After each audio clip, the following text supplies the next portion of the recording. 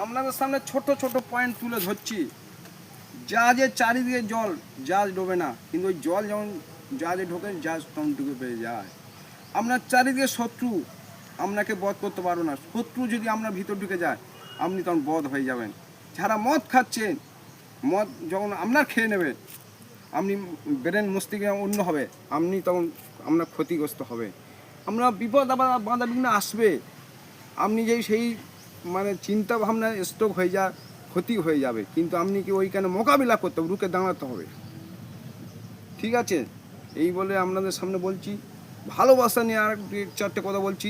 ভালোবাসা হচ্ছে পবিত্র জিনিস, প্রতিটা মানুষের জীবনে ভালোবাসা আসে। কেউ ভালোবাসা সফল হয়, কেউ সফল হয় না। কিন্তু বড় বড় মনি ঋষিরা বলছে, আপনি একটা যুক্তি হিসেবে বলছে, পাখিটাকে উড়িয়ে দেন, যে পাখি উড়ে যাবে সেটা আপনার নয়, যে পাখি আপনার কাছে আসবে হাজার বাঁধার মধ্যে সেটা আপনার।